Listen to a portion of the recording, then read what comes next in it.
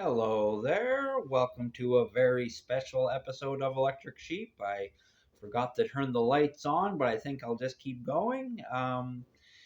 This will be our 57 subscriber special. We have gotten a couple subscribers since our last 53 subscriber special. So things are looking up. This story will be a continuation of the storyline villainous Doctor Suicide. And so, without any further delay, let's listen to Morning Assembly. Hash morning assembly. From every hall, tunnel, rooftop, and hidden elevator shaft they came. Heroes in shining tights, villains in cloaks and scars, and the neutrals known as hoods, walking with hands in pockets and uncertain frowns. They poured into Center Court, the heart of the academy, for the daily ritual that bound them all, the morning assembly. This was no classroom. It was a crucible. A daily debate between ideologies, a battlefield of words and beliefs. And presiding over it all was the one being both sides could trust. He arrived like the wind, the flying tank. White tights, flowing cape, a yin-yang emblazoned across his broad chest. He stood atop the platform, his voice deep and warm as a morning bell. Heroes have the floor. Please begin your speech. Villains will respond. A girl stepped forward from the hero's side. Yellow tights, blue cape, and a posture like a spear. She approached the podium with authority. Authority is the stability of our society, and respect for the leader is the stability of authority. The words echoed for only a moment before the flying tank vanished in a blink of silver light. He reappeared just as quickly, placing a single bullet on the podium before him with quiet reverence. No words, just presence. Straightforward, he said calmly. Let's hear the villain perspective. From the shadows emerged a boy in a trench coat and skull mask, his boots heavy, his grin sharper than his silhouette.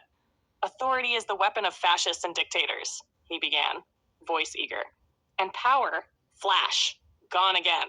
The flying tank streaked out through the sky, answering a cry that only he could hear. 1 second, he returned. This time he dropped a pile of bullets onto the podium in front of him. Each clink was a soul, a life, a miracle. Sorry, please continue. The boy looked at the bullets, no longer smiling. He nodded, a different weight now in his stance. I do not believe mortal men are worthy of respect, he said slowly, because they are incapable of true responsibility. And I will not respect imitations or second-class fakes, but I do respect the one true. Flash. Clink. Another bullet placed with care. Hero. Silence fell like snowfall. The girl in yellow offered no reply. She simply looked to the flying tank. He met every eye in the room and spoke. All right, I think the morning debate is over. Thank you all for being here. Let's go. He pounded his left fist onto the steel circle embedded in the foundation of the court. Boom. The sound rolled like thunder through the academy. It wasn't violent. It was grounding. Final. And though he was judge, savior, and symbol beyond mortal measure, none of them followed him out of fear. Hero, villain, or hood, they followed him because he believed in them. And he was happy, truly happy, to let them walk their own paths. Well, the big idea with this is kind of a response to My Hero Academia, which I felt is a neat concept, but kind of almost leans into being like a fascist. Like it's too authoritarian is the problem with My Hero Academia. And so I envisioned a school for heroes and villains where debate and the two sides bouncing off of each other are the point, that the flying tank supports everybody.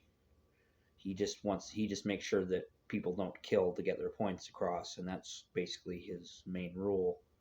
And so he's happy to teach, or to have villains on his team to teach future generations of villains, because he's been wronged by society and he thinks that criticizing society has its place.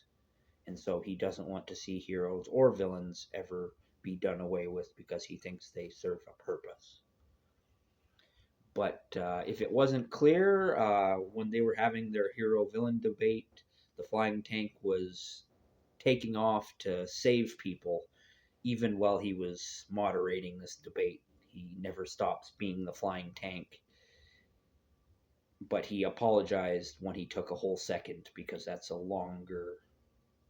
That was a he wasn't paying attention for a full second, so he had to apologize because normally he's gone in an instant, and so a second is a really long time for him to be gone. And that's why he dropped a whole handful of bullets, because he wasn't just saving one person, he was saving many people. But hopefully that was obvious. But if the pacing and the coming in between words made it a little unclear, I just wanted that spelled out. But yeah, this is dedicated to all my subscribers and all my viewers. And as always, I want to wish you all the luck in the world. And I want you all to remember that I love you. All right. Bye bye.